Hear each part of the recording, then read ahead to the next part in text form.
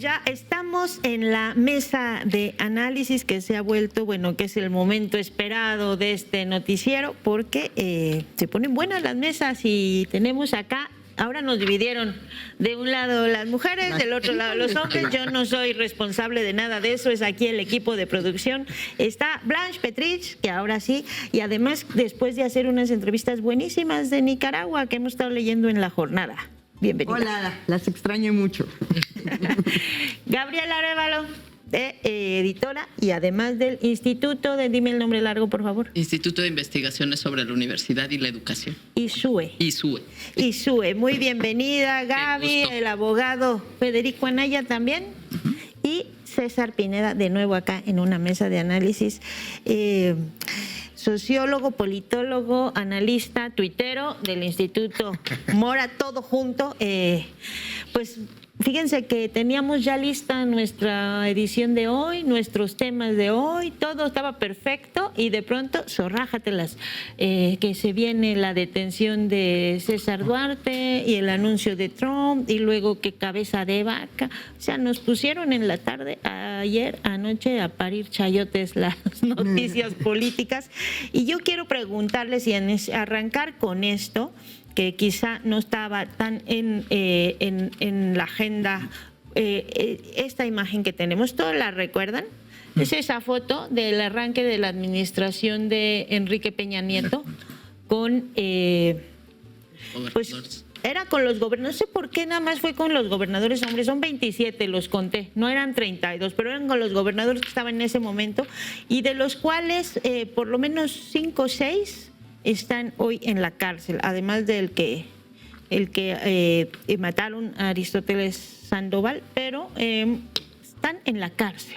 Ese era el nuevo PRI que nos dijeron que iba a hacer y que venía renovado para limpiarse y no sé cuánta cosa en 2012 después de 2 administraciones del PAN bastante fallidas. Blanche, una mini reflexión sobre esto que representa esta detención de Una César mini Duarte. reflexión. Fíjate que cuando leí la noticia del arresto de Duarte, el segundo arresto de Duarte. El segundo además. Lo que se me vino a la mente es, no esa foto, pero sí el dato de ¿cuántas veces, cuántos gobernadores exactamente estuvieron presos por corrupción en ese mismo periodo? Me acuerdo de Borges, de Quintana Roo, por supuesto el de Veracruz, el Duarte veracruzano, etcétera, ¿no? Era como, sí es un retrato de familia del PRI, del viejo PRI, que es el PRI de siempre, nada más que hoy muy debilitado, muy chiquitito ya. Pero yo creo que sí es un retrato de familia muy importante que se proyecta en el presente, sobre todo pensando en esa primera parte del discurso del sábado. ¿Fue el sábado? Fue el sábado. De Claudia Sheinbaum, en donde habla pues de la consolidación de lo que es el proyecto de la Cuarta T y del el pasado que se deja atrás, con el que hay una ruptura, porque menciona la palabra ruptura, y yo creo que es ese el pasado. Yo creo que es una buena foto del pasado. Hay que recordar que, bueno, a Duarte no solamente se le está, no solamente tiene entre sus pecadillos este tema del enriquecimiento ilícito de los 95 millones o no sé cuánto de dinero, sino toda una serie de prácticas de sobornos, de corrupción durante su gobierno que infectaron prácticamente a todo el sistema político y sobre todo el sistema judicial estatal, al grado que cuando sale libre, él puede ir a la Comisión Estatal de Derechos Humanos para declararse víctima y la comisión le concede el estatus de víctima de persecución política. Y por supuesto, pues estuvo cubierto de toda una burbuja de impunidad. De manera que a mí me parece sorprendente, positivo, por supuesto, al fin, ¿no? De que hayan detenido a este personaje porque su práctica como gobernador fue tremendamente escandalosa, se robó hasta lo que no, hizo su propio banco. Hasta el agua.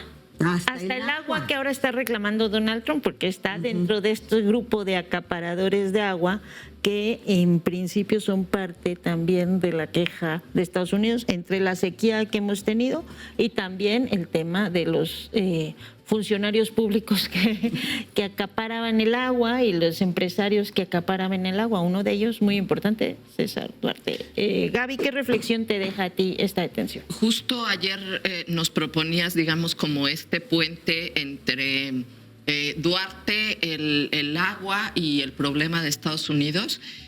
Creo que es sintomático, digamos, del cambio del relevo en la Fiscalía, ¿no?, General de la República, que alguien que durante, ¿qué fueron? 3 años, que lo tuvo de 2022 a 2025, el ¿no? expediente. Tortu Hertz, ¿no? Y que al final dijo, no pude hacer nada y lo tuvieron que soltar. Y ahora se le presentan nuevos cargos que incluyen, por supuesto, peculado, enriquecimiento ilícito, pero además lo de la sustracción ilegal de agua. En un momento en donde está la reforma que ha sido señalada por grupos ambientalistas y demás, que no es suficiente, pero por otro lado que tiene también, o sea, algunas cosas buenas tiene, porque tiene preocupados y movilizados a estos grandes acaparadores, ¿no? ¿Con qué se combina? Con Estados Unidos diciendo les vamos a poner nuevos aranceles. Eso, acuérdense que desde inicios de año los legisladores republicanos de Texas habían pedido justamente que se reclamara lo que no está llegando de agua, que tiene 3 problemas. Una, la sequía, como tú bien decías. Otro que tiene que ver con las propias cantidades de consumo agrícola en esa región en México.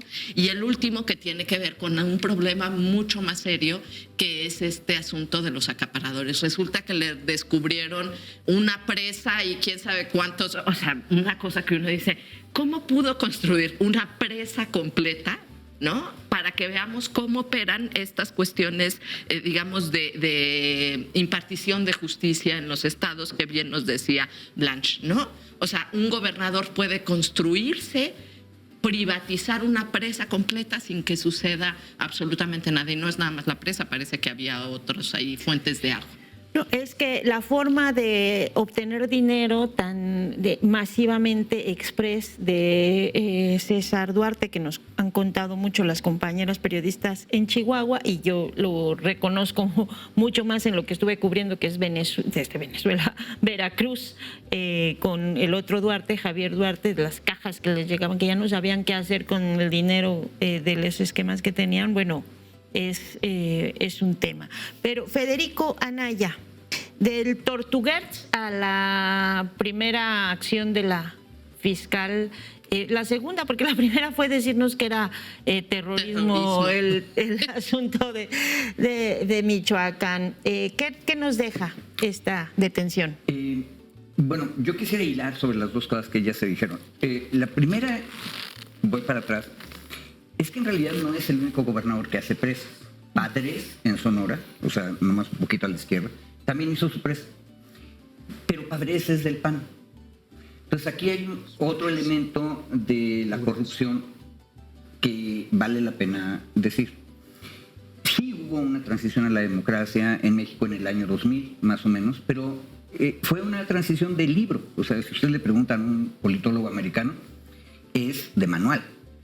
Las élites de la oposición, que era el PAN, básicamente, y las élites del PRI se pusieron de acuerdo, hicieron un arreglo que les beneficiaba a ellos y excluía cualquier tipo de movimiento popular, y empezaron a gobernar el país con las 2 manos, panistas y priistas. Entonces, la corrupción no es nada más los gobernadores priistas, también es los gobernadores panistas. Y algunos morenistas, hay que decirlo. No, exactamente. O sea, las figuras de gobernadores tienen problemas. Si te vas acercando al año 2018, vas a encontrar a Silvano Aureoles, por ejemplo, o vas a encontrar en Morelos a Graco Ramírez. Y entonces, la pregunta es, ¿qué tan importantes son los estados? Ese era mi otro comentario.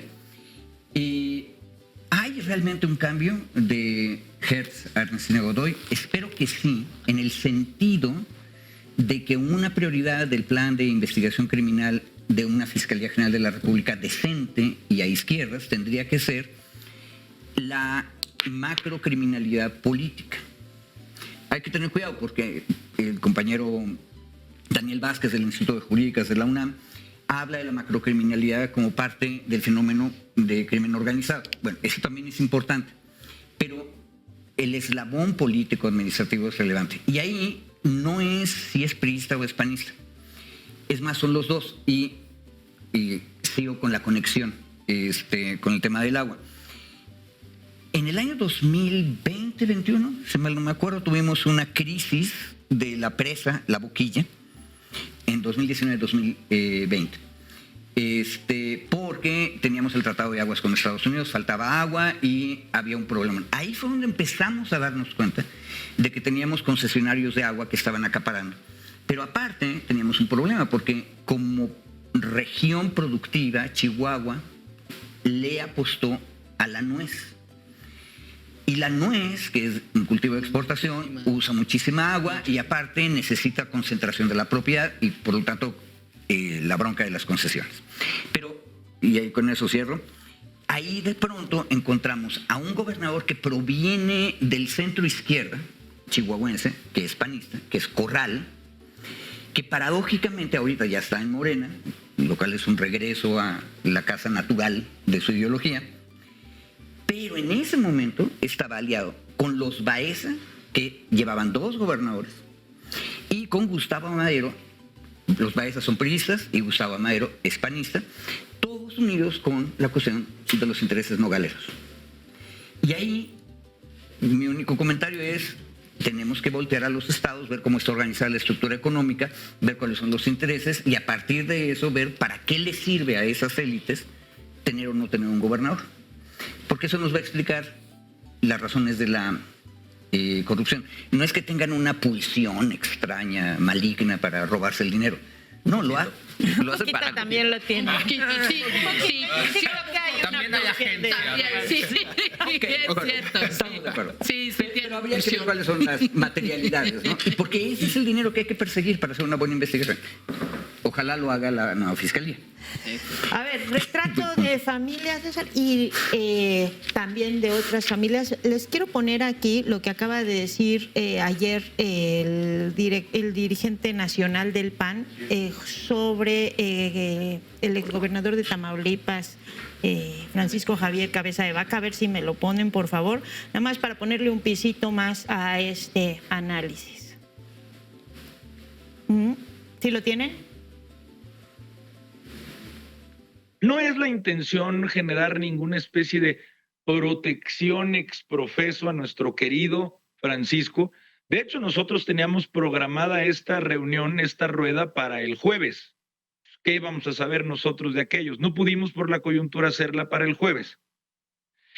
Pero si se quiere leer que este nombramiento es una protección porque creemos en Francisco, y porque lo defendemos desde su partido, así para dejarlo clarito. El PAN defiende a los panistas. Pues, faltaba más. Y sobre todo, si no existe, como es el caso, una sentencia en donde se diga que alguien ya no es defendible. Pues es que si no, entonces, ¿qué es el artículo 20 constitucional? Entonces ya estamos en manos y en boca de todos, de quien sea, como si el régimen no usara su poder para inculpar a muchísimas personas más que les son incómodos. Entonces no gira en torno a esto, pero si se quiere leer como que el PAN defiende y está a un lado de nuestro querido Francisco García Cabeza de Vaca, pues léase así, no tenemos ningún problema. Bueno, retrato de familia del PRI, decía Blanche, y ahora la defensa de los panistas del PAN, aunque estén acusados y prófugos de la justicia, de cualquier cantidad de cosas. César.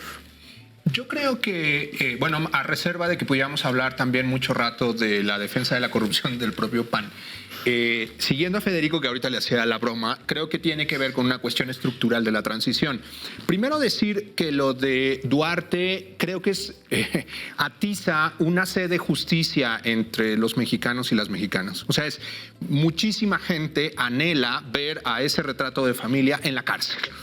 Es decir, y que mientras no hay un mensaje de combate a la impunidad desde arriba, que es esta macrocriminalidad, pareciera que efectivamente hay continuismos, ¿no? O que la impunidad sigue rigiendo a México y no hay un corte, ¿no? Un corte de caja donde decir hasta aquí llegó la corrupción, hasta aquí llegó los abusos de la clase política, porque esto molesta mucho a la población, porque a veces incluso más creo que la del crimen organizado de abajo, porque la impunidad de los de arriba causa un agravio moral.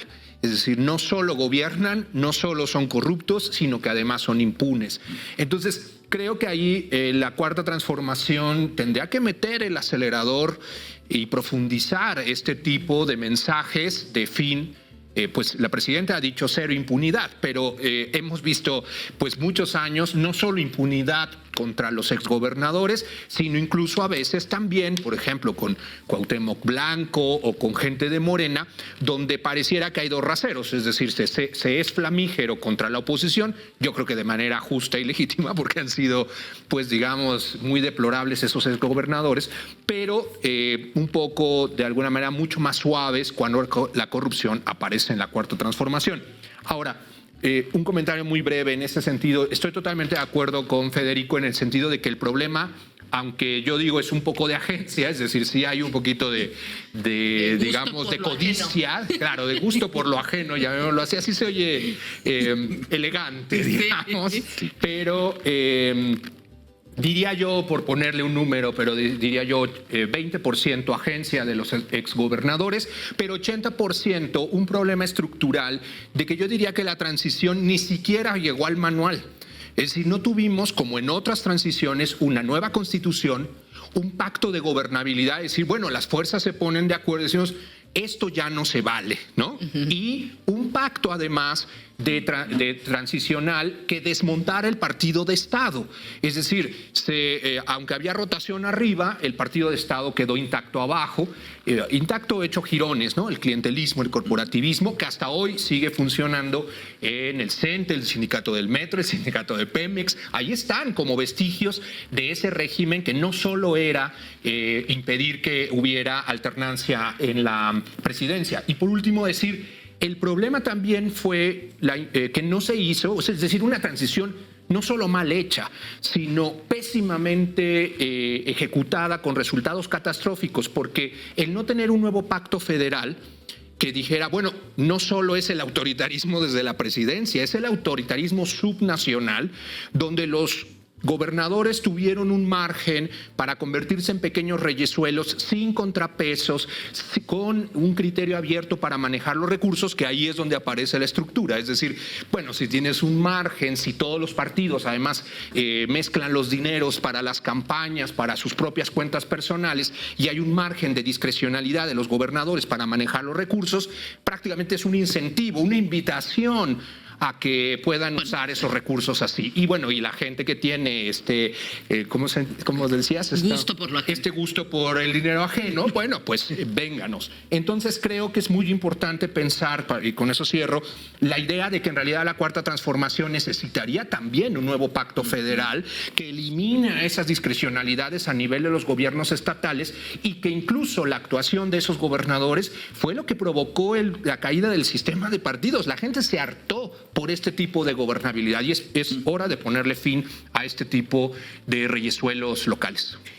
Eso me llama a uno de los temas que sí teníamos, que era el mensaje de Claudia Sheinbaum de el sábado, que tuvo elementos muy importantes. Si quieren, ahorita hablamos de los que le parezcan, pero hay uno que a mí me pareció central, que es como redefinición, diríamos, de lo que tendría que ser el partido, el llamado a la militancia. A ver si lo tenemos ahí, cuando dijo, permítanme hacer una reflexión sobre el tema justamente precisamente de la corrupción y de lo que está llamado a ser Morena y el llamado a todos sus dirigentes. A ver si... Permítanme hacer una reflexión.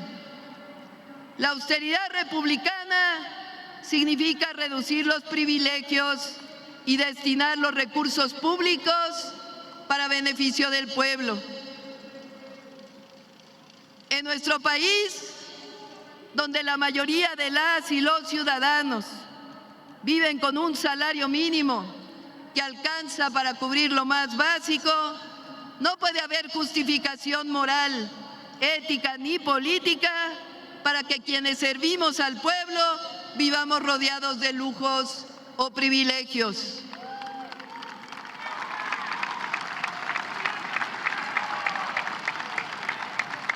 Mucho menos si se asumen como parte de un movimiento que hemos prometido desde nuestro origen poner fin a los abusos del poder y transformar la vida pública de la nación. La cuarta transformación nació como una ruptura con el viejo régimen, no solo con sus prácticas, sino también con la forma en que gobernaban. Se trata de construir o seguir construyendo una nueva ética desde el poder, donde el servidor público entienda que no está nunca por encima del pueblo, sino al servicio del pueblo. Que gobernar no es para tener privilegios, sino es una responsabilidad profundamente humana. En este camino, el principio juarista de la justa medianía debe ser faro y debe ser guía. Benito Juárez, en su vida y en su ejemplo, enseñó que el deber de quien sirve al pueblo no es acumular riqueza ni rodearse de lujos, sino vivir con decoro y sin excesos. La justa medianía significa mesura, significa saber que el poder no se ostenta, se ejerce con humildad. Nunca olvidemos esos principios. Esos principios. Regreso contigo, ahora vamos a hacerle así, César, porque pusiste ahí el tema también, el discurso de Claudia Sheinbaum. ¿Qué cosa rescatamos de ese mensaje que por lo menos para mí fue también un poco de parteaguas? Una presidenta que como que cierra el capítulo de López Obrador con la grandeza, le regresa como la cortesía y pone hacia adelante algunas cosas bastante más crítica, además con la oposición. Bueno, este fragmento discursivo es impresionante y nadie puede estar en desacuerdo, ¿no? Y Bueno, este llamado, además... Jorge Romero quizás sí, porque Bueno, ya lo vimos. Que pero ellos dijo, están en desacuerdo nosotros- con absolutamente todo, no hay manera de estar de acuerdo con algo con las derechas. Yo diría que es muy importante el mensaje de Claudia Sheinbaum como guía ética, incluso de su propio movimiento y partido. Me hubiera gustado que es un discurso muy contundente, o sea, es muy equilibrado, muy... importante. Me hubiera gustado que Sheinbaum dijera estas contundencias también desde la mañanera con los temas de Adán Augusto, también ciertos regaños un poco a Noroña, que se lo merecía bastante. Sí. Es decir, Pedro Aste. es muy suave Claudia cuando, aunque sí envía mensajes como de se están pasando, siento que es muy suave al interior de los liderazgos de su partido y creo que ella tiene una estatura moral mucho más alta donde estos excesos de la clase política, incluyendo de los de la 4T, sí deberían ser al menos atizados porque, insisto, hay un lenguaje discursivo muy importante en las mañaneras contra la oposición, creo que generalmente legítimo y generalmente con toda la razón, pero a la hora de hacerlo con la 4T es mucho menor. A mí me encanta este discurso de Sheinbaum en el Zócalo. También habría que agregar que ella habló sobre todo esta idea de la democracia, de que se estaba haciendo la fabricación, ¿no?, por las derechas, en el sentido de que pareciera que México está transitando. Algunos politólogos, pues bastante liberales, hablan de autocratización, desconsolidación democrática, etcétera. Yo solo para como comentarlo como parte de este análisis, me parece que sí tendríamos que ir ensanchando la disección de lo que fue la democracia entre 2000 y 2018.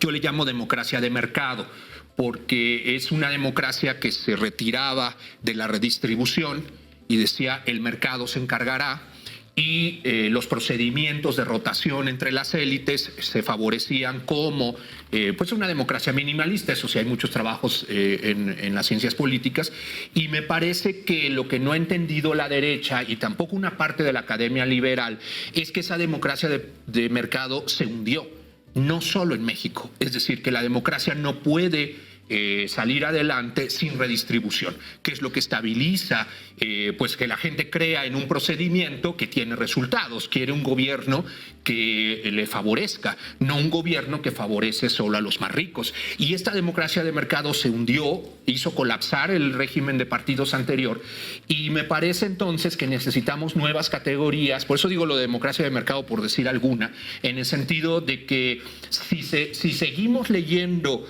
el régimen de la Cuarta Transformación solo a partir de las categorías liberales de entre 2000 y 2018, bueno, hay desdemocratización, autocratización, no vamos para atrás, es prácticamente que estamos no solo en Venezuela, sino ya estamos en el desastre, que es el discurso opositor. Si consideramos que críticamente las democracias en general neoliberales fueron democracias de mercado y se hundieron ante su desprestigio, entonces empezamos a hablar, y no por favorecer solo a una visión positiva del régimen de la Cuarta Transformación, que en efecto sí hay concentración de poder, pero necesitamos replantear y criticar las categorías y la forma, y me parece que Sheinbaum defiende efectivamente el papel redistribuidor, aunque sea un poco tímido, de la 4T, pero defiende esta nueva democracia que sí le da resultados a la gente, ¿no? Bueno, una nueva democracia, y habló también del tema del poder judicial, de las elecciones. Decía, bueno, a ver, reprimieron a Tenco, reprimieron la APO, reprimieron una serie de cosas, Federico. A ver, qué bueno que mencionaste ahorita los grandes crímenes de Estado del régimen previo, porque es la advertencia de que el uso del poder federal puede terminar así. Por supuesto, creo que en la Cuarta Transformación falta un buen rato para que haya una evolución en ese sentido, pero vamos a darle seguimiento a la idea de contundencia del discurso en la plaza. Es muy distinta de la poca contundencia de los llamados éticos en las mañaneras. Pero eso tiene que ver con dos factores. Uno muy obvio, que es que en la plaza están ella dijo 600,000, por los tamaños de la plaza probablemente estamos más en el rango de los 300, ya con todas las calles llenas. Tal vez un poquito menos, pero es el pleito eterno de los números. Pero ahí hay decenas de miles de ciudadanos y ciudadanas que están detrás de ella. Y ella tiene bien sentaditos a sus secretarios y a los gobernadores, era lo que no me había fijado. Los gobernadores están a su izquierda, organizados por orden alfabético. Entonces estaban San Luis Potosí, Sinaloa y Sonora. Esos son los que se alcanzan a ver detrás de ella en las cámaras. Pero la vida cotidiana respecto del federalismo, que no hemos discutido otra vez, y que por cierto, a nivel teórico, ese es uno de los agujeros gigantes de la teoría transicional, pese a que la teoría transicional nació en Latinoamérica con las transiciones de Brasil y Argentina. Y un precedente antiguo antes de Chávez, que era la transición venezolana en los años 50. Y cosa interesante, esas son las tres federaciones sudamericanas. Pero los teóricos nunca se hicieron cargo del problema federal. Entonces, ahora sí que los que seguían a los teóricos llegaron ciegos al caso mexicano. Pero, vamos a ver, ¿cómo está la realidad cotidiana y por qué no puedes pedirle a la presidencia ser tan contundente? Primero porque Adolfo Gili decía, el otro puesto que tiene poder real en esta república es el gobernador o la gobernadora. Segundo, porque las realidades son muy complicadas.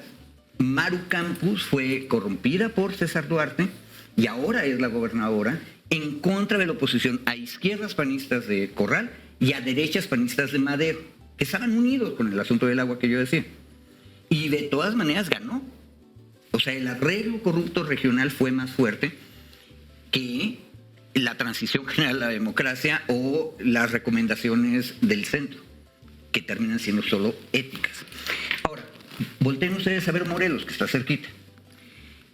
Margarita, la nueva gobernadora, lo primero que hizo fue decir, el compañero Blanco se le perdieron los dineros, hizo las cosas mal, inició una serie de investigaciones, finalmente ella logró cambiar al fiscal Carmona, que era al parecer inamovible, porque ahí la estructura de corrupción incluye las élites de cada municipio y el Congreso. O sea, es mucho más complicado de lo que parece. Pero logran quitar a Carmona, pone a su consejero jurídico como fiscal. Y ya llevamos, creo que como 7 meses esperando que la Fiscalía vuelva a revisar el caso de Carmona para ver si lo vuelven a acusar ante el Congreso. Y también la nueva acusación ante el Congreso, porque Cuauhtémoc Blanco es diputado. Y esa nos la quedaron a deber. Parte de la negociación de votar esta petición de desafuero no procede porque le faltan elementos, es te la regreso, Morelos, para que la hagas mejor. ¿Qué pasó? ¿Qué tipo de arreglo se logró en Cuernavaca? Ya no lo preguntamos. Entonces preferimos guardarlo abajo en el cajón del escritorio. Y Tamaulipas.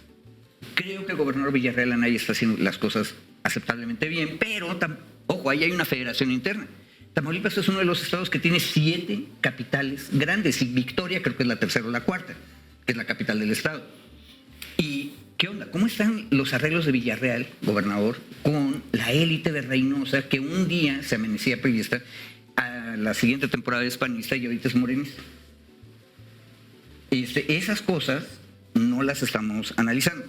Y nada más, San Luis Potosí es un poco menos complicado. La élite navista, que son los criollitos de la ciudad capital, ven con horror la corrupción de los Gallardo. Pero ahí el pleito es que hay una gran legitimidad del gallardismo a nivel popular, pese a que es medio efectivamente corrupto en algunas cosas, pero es peor la autónoma del Estado en términos de cómo utiliza su dinero. Esas realidades hacen mucho más difícil que desde la mañanera tú puedas solita, porque en la mañanera está la Cámara, los reporteros y la presidenta, confrontarte con el que tiene el poder en cada estado. Y nada más dije 3, bueno, 4 con Chihuahua. Entonces, yo iría a ese punto. Lo cual significa que tal vez la Cuarta Transformación necesita concentraciones periódicas en el Zócalo para que se acuerden los gobernadores y las gobernadoras que detrás de la presidenta hay otra cosa.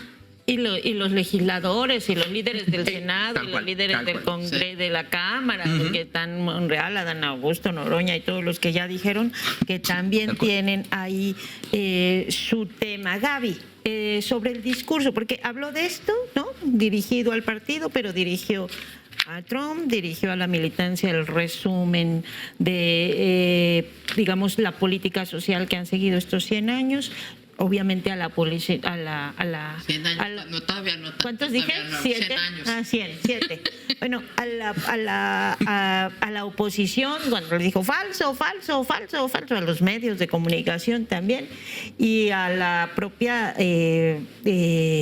al propio Andrés Manuel, cuando le dijo, bueno, y la grandeza, y hay que volver a los orígenes, y etcétera, etcétera. ¿Cuál fue tu parte favorita? ¿Con qué te quedas del discurso? Bueno, yo creo que esta fue efectivamente muy, muy potente, ¿no? Es un llamado ético, claro, sobre algo que bien decía César, a la gente le agravia mucho la cuestión de la riqueza excesiva de gobernadores, legisladores, presidentes municipales. ¿Cuál es el asunto? Y que a mí me preocupa, y lo ligo por si no alcanzamos a hablar con el tema de Coahuayana, que el asunto se quede solamente en la cuestión de manejar muy bien un discurso, ¿no? Lo que hemos visto con Adán Augusto, que han salido unos números estratosféricos de a cuánto asciende su patrimonio, es que no ha habido ningún recurso legal que esté arreglando ese asunto.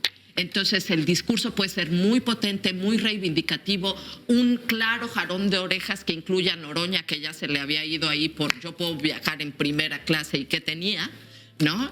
Pero que efectivamente necesita ir más allá, ¿no? O sea, en el caso de Coahuayana, preocupa bastante en dónde vamos primero en terrorismo, luego crimen organizado, luego, no, a lo mejor ni era coche bomba, sino explotó por quién sabe qué razones en la policía comunitaria, ¿no? O sea, entonces pareciera en el caso de Michoacán que es un manejo del discurso que no resulte tan preocupante para la población, pero no puede quedarse solamente en eso, tiene que irse, digamos, como a las raíces del problema, porque efectivamente, y vuelvo al tema y lo ligo con Coahuayana, las realidades de los estados son muy complicadas.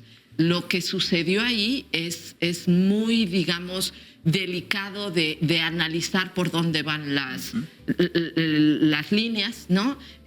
Por supuesto recuerda, y ni siquiera quiero mencionarlo, a otro país hace algunas décadas de lo que sucedía con el asunto del crimen organizado y las drogas, ¿no? Este asunto de los coches bomba, que esperemos no llamar en México, ¿no? Y toco madera aquí.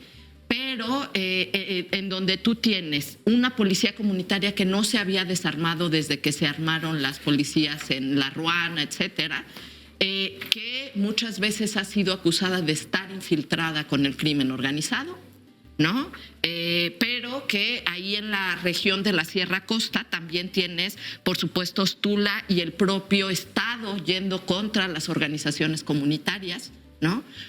La gente que muchas veces respeta a esas organizaciones, en el caso de Coahuayana, incluso aunque pudieran tener arreglos con el crimen organizado, porque la gente lo que quiere es tranquilidad, ¿no? No preguntarse cómo se logra, y ahí hay una debilidad del Estado, ¿no? Entonces, frente a esas realidades tan complejas, no puedes quedarte solamente en el discurso, aun si es muy potente, ¿no? Tienes que ir desmenuzando y ver cómo actúa el Estado efectivamente en esas realidades muy complejas, inclusive al interior del partido, ¿no? Porque ese asunto de estos personajes, bueno, no mencionamos a Monreal tomándose la foto con los Levarón en un momento en que se está tratando de avanzar la ley del agua, ¿no?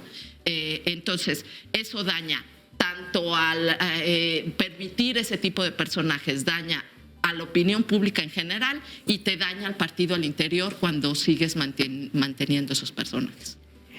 Ahora vamos con el tema de Michoacán, porque sí, y además está relacionado con lo que hoy se presentó en la conferencia, pero antes quiero cerrar con esto de Claudia Blanch, los mensajes, porque además no sé si a ti te pasa, pero a mí me pasa muy comúnmente, que a veces yo estoy aquí bien crítica y salgo poquito. Hoy estábamos viendo, ¿no?, a Bolsonaro en Brasil y a no sé qué de Lenín Moreno y a Juan Orlando en Honduras y salgo tantito y digo, no, bueno, lo que tenemos, ahí vamos. No sé si a ti te pasa eso, pero a mí me pasa continuamente. Me pasa muchísimo y además porque escucho a mis amigos de afuera, ¿no? Mis amigos ecuatorianos, mis amigos argentinos.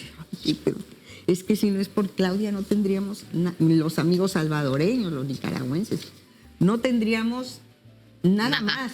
Y en un momento en donde esta doctrina Monroe viene recargada, porque además yo creo que no es un regreso al pasado, es lanzarse a un abismo del futuro tremendo, me preocupa muchísimo más. Lo que no mata engorda, decían cuando era niña, y es como que no se murió esa doctrina y está más fuerte. Sí, es tremenda. Yo creo que eso es un capítulo aparte, pero yo sí quería, porque yo veo como otras fotos, ¿no?, del sábado.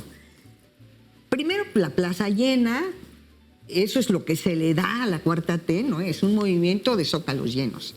Eso, que ni qué.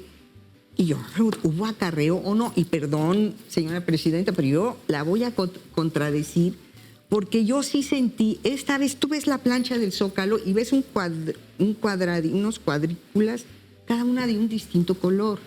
Porque vienen los que Clara Brugada convocó a toda la burocracia. Y es una pena, porque yo creo que la gente hubiera ido de todas maneras.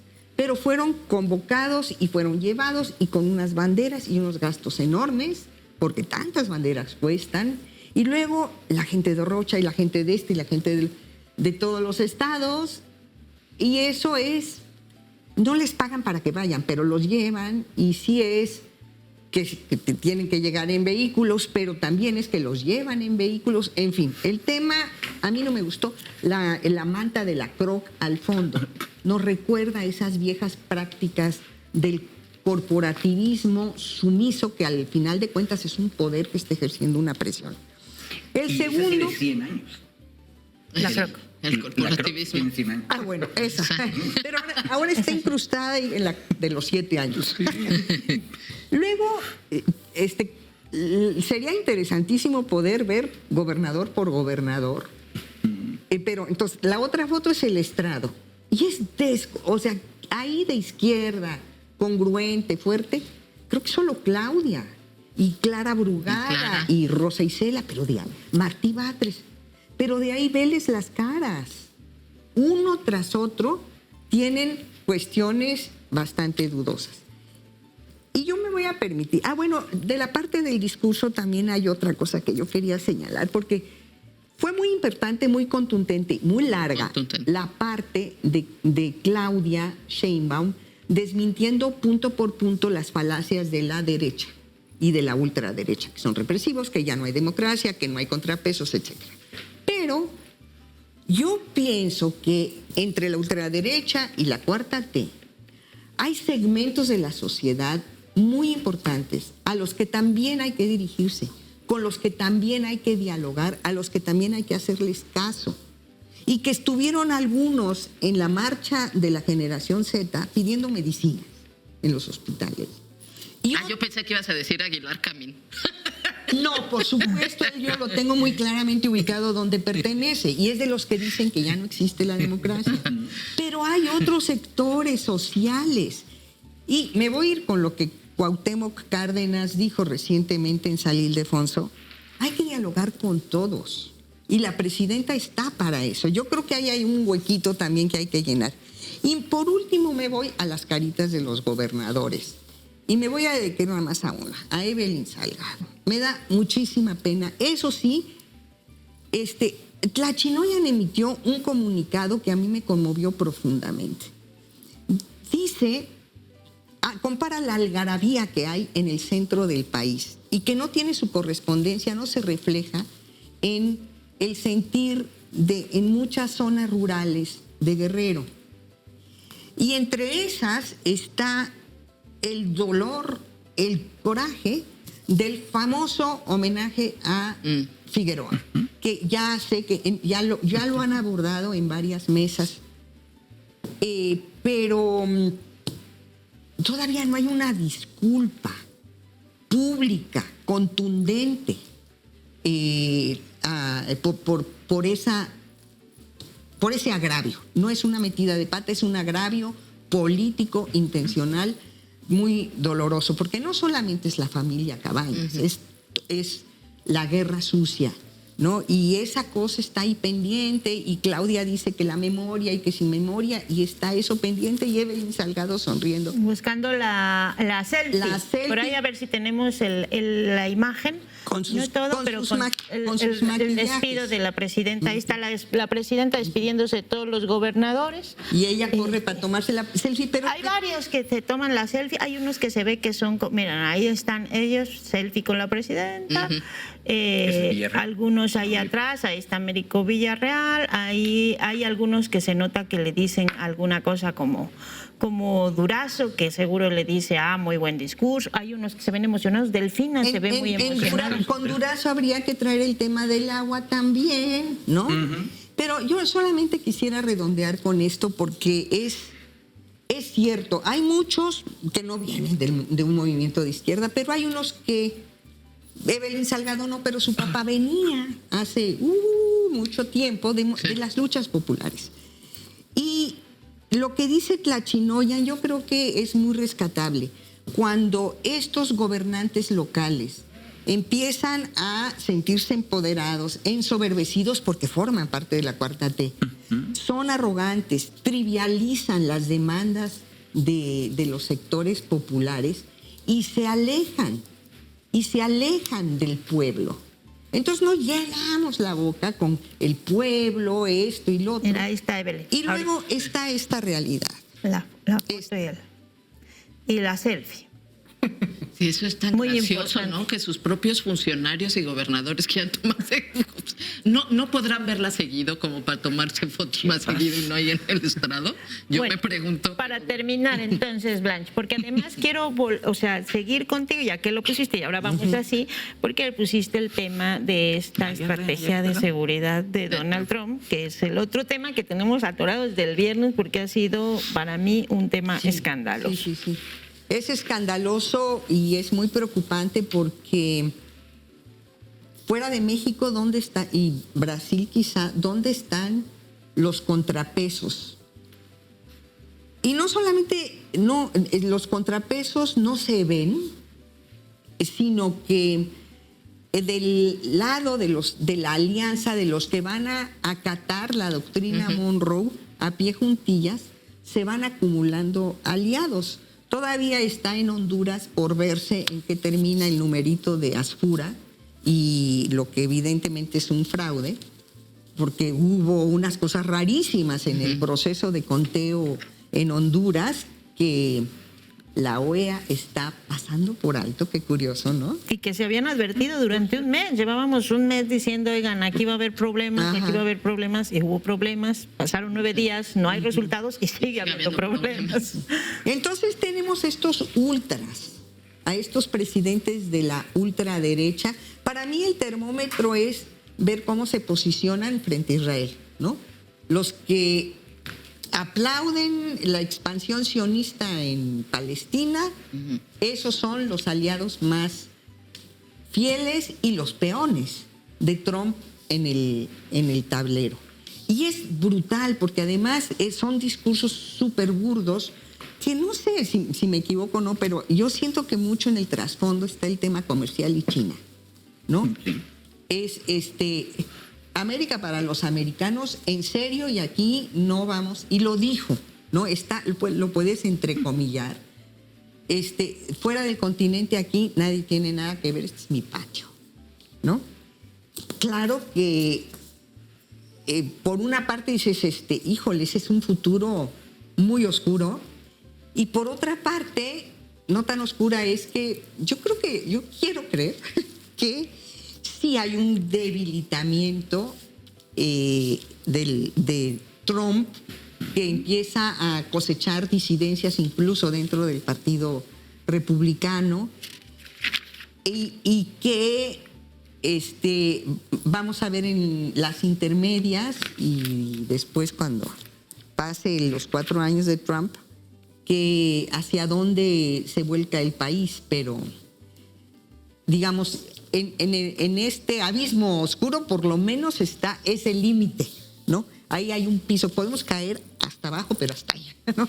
Se ve, dijiste en estos, en cuanto 4 años de Trump, y dije, pero qué barbaridad, si no hemos cumplido ni uno, o sea, sí, eterno, sí. Porque además todos los días, bueno, ayer el tema del agua, de los aranceles, o sea, no de la migración. No hay día que podamos librarnos de él en este noticiero, un día que dices que nos deje descansar un día, pero no hay forma. Gaby, sigo contigo con lo de Trump, pero con este tema además de la seguridad, porque su argumento central es que en los gobiernos que no le son afines hay narcoterrorismo.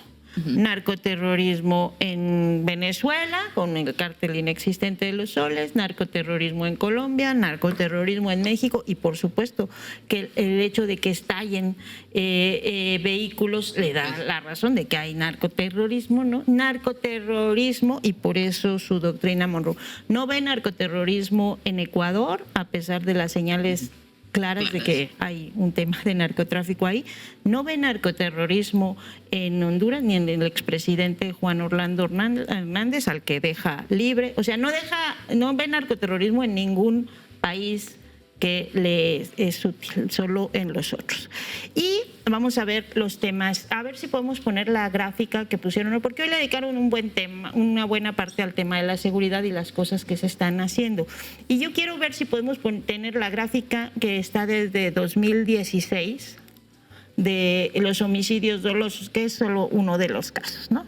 Que por supuesto cuando uno dice que hay 32 al día, pues es mucho. Y si uno ve los estados donde no ha habido reducciones importantes, entre otros Michoacán es uno de esos estados, pues también dice no hay mucho, o Guerrero, hay otros donde sí. Pero si hacemos una línea así de 2006, de cómo iba la tendencia para arriba y le ponemos así el lápiz, ¿no? Por supuesto que la tendencia para abajo en la administración de López Obrador pues fue mucho más lenta, incluso con el pico de 2024 de los culiacanazos, ¿no? No, pues dice uno, pues nada que ver, casi al 3x1 la forma en la que iba aumentando. Y sí, yo decía, si hiciéramos la línea hacia 2012, seguramente el aumento, porque esa es una gráfica espantosa, sí, cómo claro, aumentó brutal. Con Calderón y con Peña. La reducción ha sido mucho más lenta. Se supone que en este año ya fue mucho mayor, pero la reducción es insuficiente para el nivel, y eso es a lo que quería llegar, del aumento. Nosotros hemos estado aquí viendo el tema de la Coahuayana. Yo, pues ahí, o sea, ahora que vi la explosión sentí muy feo porque yo estuve ahí entrevistando al comandante Tetos en algún momento hace muchos años en ese lugar. Y cuando el ejército entró y mató a un niño y todo ese tipo de cosas que ahí andábamos cubriendo, y que uno dice es terrible que después de todos estos años, bueno, cuando mataron a Don Tri, ¿no?, en la caravana, pues ya son 10, 12 años, ¿no? Desde que se creó la comunitaria, creo que es 2013, 2014. 2013. Y pues ya, o sea, es insostenible y es muy triste que sigamos viendo estos niveles de violencia, ¿no? Es muy, muy, muy triste. El armamento, los drones, los explosivos, pues vienen del país que nos acusa de narcoterrorista. Entonces, todo está ligado, pero está como en un sándwich, ¿no?, entre los problemas locales, estatales, las cosas que no se resuelven con los gobiernos y este señor. Y exactamente. Entonces ya te puse ahí como todo un tema para que elijas por dónde entrar. Exacto.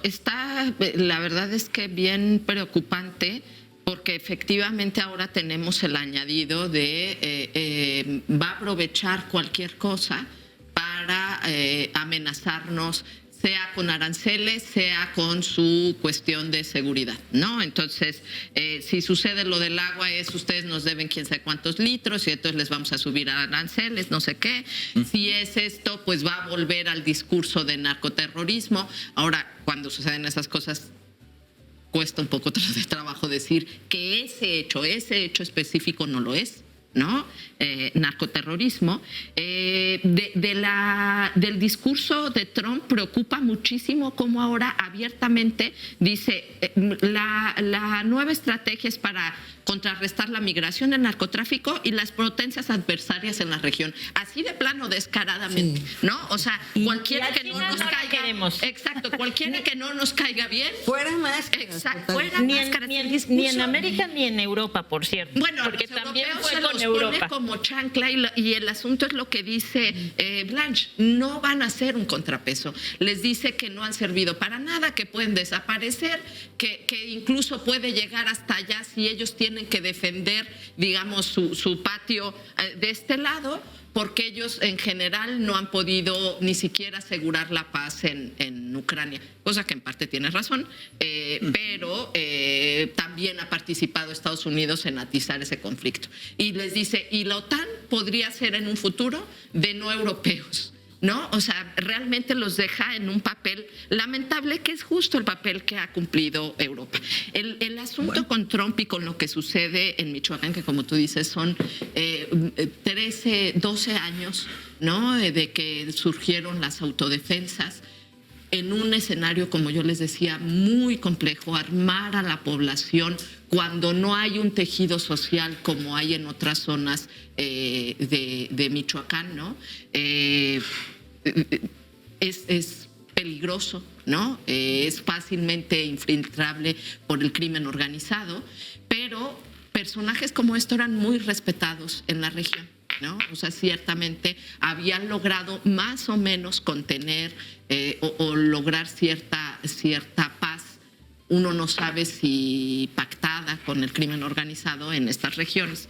Pero pero se complica porque eso va a aprovecharse siempre por Estados Unidos para amenazarnos. El gran riesgo es que en México específicamente estamos como en la historia de Pedro y el Lobo, ¿no? O sea, porque nos dicen lo de los aranceles un día sí y otro también, que no se cumplen, como nos dice también el asunto de nosotros podríamos invadir a cualquiera, que en el caso de Venezuela todavía no se cumple. El asunto es que, como en el caso del Pedro y el Lobo, pues uno no sabe en qué momento sí va a ser efectivo y nos puede agarrar, digamos, desprevenidos en toda la región, porque no hay, digamos, tampoco una articulación regional que se esté viendo para hacer frente como a este discurso ya abiertamente de ustedes si me caen mal, vamos contra ustedes, ¿no? Federico, ¿Michoacán o Trump? O las dos cosas, como tú prefieras. Ok, a ver, Michoacán y luego Trump. Yo agregaría una cosa. Otra vez, nuestra experta en Michoacán es Gaby. Tú acabas de decir una cosa importante. Pasaste por Coahuayana. Y yo me encontré, viendo desde muy lejos, vía internet, un caso interesante. Ahí, el cambio, el gobernador, perdón, el presidente municipal, ojo, porque es una federación con municipios libres. El presidente municipal de Coahuayana, entre 21 y 24, es de Morena, tiene 71 años.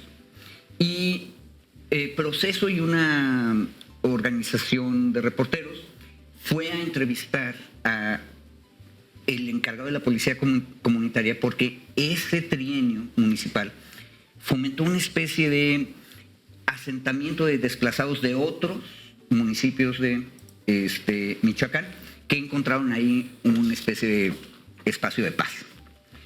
Entonces ahí están pasando, yo he visto desde muy lejos, cosas mucho más complicadas que las que estamos viendo. Sí, definitivamente que vaya uno con una camioneta y explote, eso es un imposible. Pero Contra una policía comunitaria. Enfrente. Ahora, Enfrente. Mira, eso cabe en el ámbito de lo posible, pero es muy poco probable, ¿verdad? Bueno, pero el asunto es más complicado, hay que estar pendientes. Ojo, el actual presidente municipal es del PRD. Tiene 31 años, o sea, puede ser el nieto del anterior. Parece que la transición estuvo en paz, pero la pregunta es, ¿todo lo que acabo de decir continuó en el primer año o no de la nueva administración municipal? ¿Cómo se lleva la nueva administración municipal con la comunitaria? Esas son preguntas mías desde lejos. Bueno, un dato más nada más. Es como ocurre en muchos territorios limítrofes entre entidades en el país.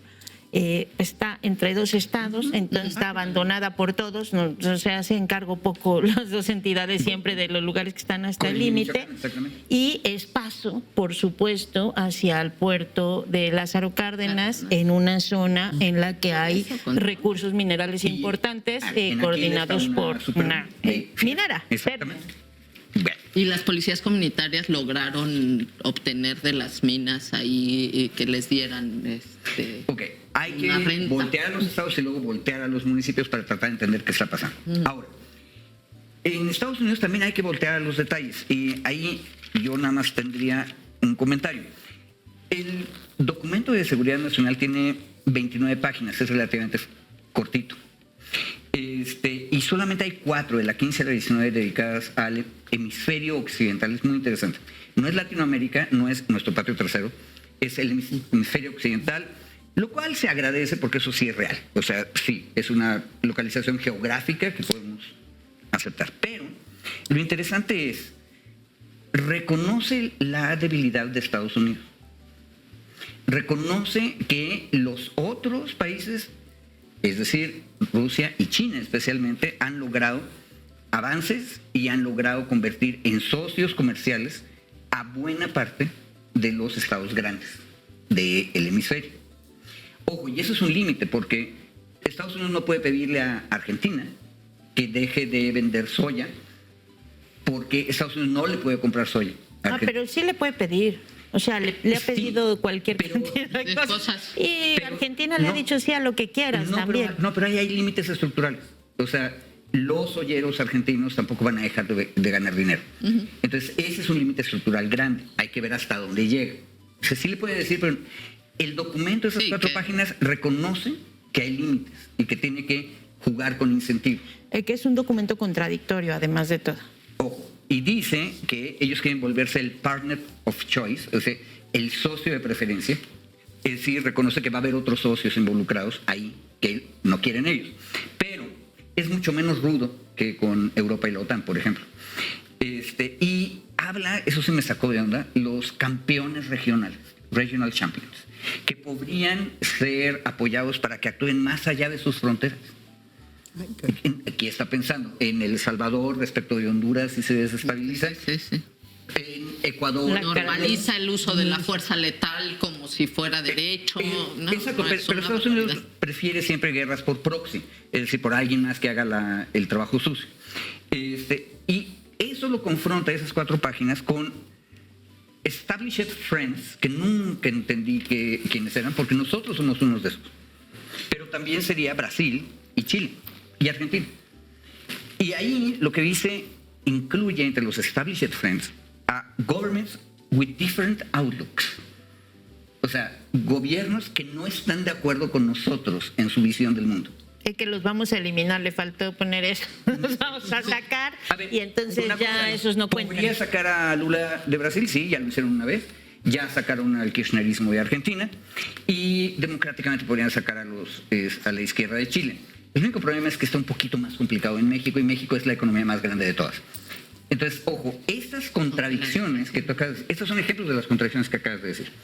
Y a mí lo que me parece interesante es que también nos está mostrando el límite imperial. Wallerstein nos lo dijo desde hace 20 años, este es un imperio que va decayendo. Pero es tan grande que se va a tardar un poco en terminar de caerse, pero hay que ver las señales. Y lo interesante es que es mucho menos rudo con el hemisferio occidental que con los europeos, con los que estaban, como ya dijo Gaby, se rompieron. Se les va, sí. Y habría que ver ese Medio Oriente, porque también el documento parece ser que Estados Unidos dice, este ya no es mi interés, entonces me salgo. Entonces tenemos que seguir discutiendo.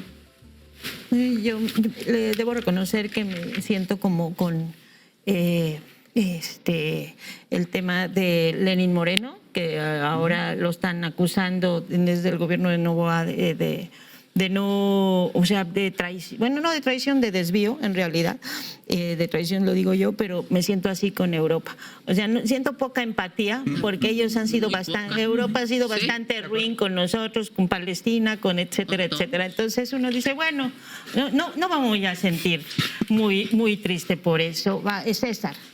Yo creo que tenemos un reto. Primero decir que adhiero a todo lo que decía Blanche hace rato, pero frente a tu pregunta también que le hacías a Gaby, a Blanche, en el sentido de que si uno mira a la Cuarta Transformación con la óptica de mirar los gobiernos de derecha, bueno, uno tiene que tomar postura obviamente a favor de la Cuarta Transformación y sus avances, porque está muy a la izquierda en relación al bolsonarismo, a Milei y evidentemente a Trump. Pero esto puede ser una ilusión óptica porque si uno ve desde el lado de los pueblos, uno alcanza a ver contradicciones muy graves en esto de mirar al municipio, mirar cómo se están gobernando los estados. Entonces, también a nivel de análisis uno queda atrapado entre dos tendencias. Dicen el movimiento Sin Tierra, malo con Lula, peor sin él. Entonces, y esto es totalmente cierto, es decir, uno no puede adherir críticamente a la Cuarta Transformación porque uno ve la otra realidad, pero también uno sabe que hay diferencias sustantivas, ahí se pierde un poco una parte de la izquierda que simplemente dice continuidad, son lo mismo y uno tiene que sopesar los cambios, incluso aunque son tímidos y limitados, pues esos cambios. Pero también uno queda atrapado pues entre aplaudir todo lo que diga la 4T cuando hay evidentes contradicciones que están mucho en los estados y que yo diría al revés. O sea, el problema es que la Cuarta Transformación, incluso la presidenta, tiene que cargar a veces con contradicciones muy graves de las que ella no es responsable, claro, como en el caso de Morelos, que es inadmisible. O sea, no solo había un gobernador incapaz, sino además como dices, que le gusta, Sí. que le gusta lo ajeno. Exacto. Que le gusta lo ajeno. Entonces, ambas cosas, o sea, incapacidad, no viene de la izquierda y además se roba dinero, por Dios. O sea, ¿qué hace en la Cuarta Transformación o aliado de la Cuarta Transformación? ¿Y por qué no se hace un escándalo de ese nivel? Del mismo nivel que se castiga a los opositores. Entonces, yo diría ese marco para, porque es el que nos complica a veces, ¿no? Si estás criticando la 4T desde la perspectiva de los pueblos, de los movimientos sociales, estás con la derecha. Pero si estás diciendo y evaluando a la 4T en relación a las derechas, entonces eres aplaudidor de la 4T. Estamos atrapados, hay que decirlo, y creo que lo que se necesitan son audiencias y debates que efectivamente puedan ver ambas perspectivas para un análisis y que el que decida su posición política sea la audiencia. Ahora, precisamente eso es lo que nos produce, o sea, hoy el informe de seguridad dice cosas que uno dice tienen que ser positivas, ¿no? Está la reducción de los delitos de alto impacto, son prácticamente la caída del 40% de los homicidios. Uno dice, pues ojalá y si esté así. Hay especialistas que hablan de que el registro está siendo manipulado. Yo no lo sé, la verdad. Pero yo quisiera creer en esta estrategia nacional de seguridad, porque si reduce los homicidios, sea como sea, pues esa es positiva. Pero uno ve lo que está sucediendo precisamente en Coahuayana, pero uno ve las señales del año pasado, los asesinatos de los colaboradores de Clara Brugada, de este año, el asesinato del alcalde de Uruapan, y ahora un coche bomba, y lo que uno evalúa es que estamos pasando un umbral de la violencia. Es decir, que aunque sea cierta la caída de los homicidios dolosos, un coche bomba pasa un umbral. Es decir, nos estamos adentrando en el mismo estado donde acaba de suceder lo de Manso. Es uno, más allá de las formas de evaluación y de las percepciones, no está controlado, se está saliendo de control. Y además, contra una policía comunitaria, hay que recordar a la audiencia que hay diferencias entre las autodefensas y las policías comunitarias. Las autodefensas generalmente son grupos armados sin control colectivo, y las policías comunitarias están arraigadas en instituciones comunales. Habrá que ver estrictamente cómo funciona Coahuayana, pero esta realidad local, por ejemplo, que es la que denunciábamos el año pasado en Ostula, que sí tiene su policía comunitaria, su guardia comunitaria, han sido atacados el año pasado, no en el tiempo neoliberal, el año pasado, con 5 asesinatos por el cártel Nueva Generación, y el año pasado utilizaron explosivos. Los pueblos indígenas hablan de que están siendo atacados con drones, es decir, la capacidad tecnológica de algunos cárteles y del crimen organizado vive efectivamente la gente en la zozobra. Por eso efectivamente un discurso que dice vamos bien en todo y estamos bien, estamos haciendo el esfuerzo por reducir, pues pareciera así un poco magnificado, porque uno conoce la realidad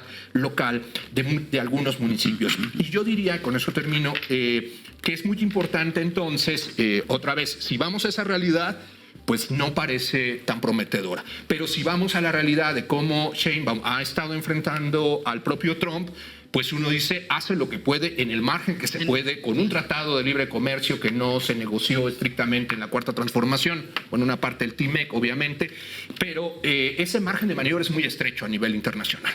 Y yo diría, la presidenta lo hace bien, pero yo ahí, a diferencia, yo no vería tan positivo lo que pasó, porque si uno analiza no solo, digamos, el horizonte estratégico de Trump es: me quiero quedar con Groenlandia, obligo a las tierras raras de Ucrania, declaro vaca muerta en Argentina como prácticamente recursos de Estados Unidos. Corina Machado me envía un mensaje a Trump le voy a entregar todo el petróleo y los recursos naturales. Es decir, la ultraderecha, si se habla en extractivismo en estos días, bueno, la extrema derecha es un turbocapitalismo hiperextractivista. O sea, se están rebasando todos los umbrales de cualquier regulación neoliberal incluso, y saltar. Y a mí ese elemento me parece sí debería ser analizado por las izquierdas, por los pueblos indígenas. La extrema derecha es hiperextractivismo. Y en ese sentido, creo, Wallenstein también decía que Estados Unidos podía tener una caída elegante o una caída catastrófica. Yo creo que vamos hacia la catástrofe. Una catástrofe neoimperialista que prácticamente habla abiertamente de quedarse con los bienes naturales de todo el planeta. Y esto es muy grave. Y por lo cual sí se debería cuidar el poco escudo que significa la 4T en relación pues a defendernos. Y creo que una cosa que sucedió en la plaza es que la gente siente que la presidenta nos está defendiendo a todos, está defendiendo no la soberanía en abstracto, sino está defendiendo a México de un poder descomunal, despótico y arbitrario. Y ahí pues uno tiene que decir, pues a pesar de sus contradicciones, la 4T hace esto frente a Trump y necesitamos un balance específico de ese papel que está jugando, creo correctamente, la presidenta Sheinbaum frente a Trump. Un pequeño escudo, y ya son las 11:15, así es que ya nos pasamos hoy. Les agradezco mucho a los cuatro con esta mesa que ha sido riquísima, nos deja pensando mucho, nos deja muchas tareas también a nosotros, a las izquierdas, a los medios de comunicación de cómo abordar. Así es que infinitas gracias a las cuatro.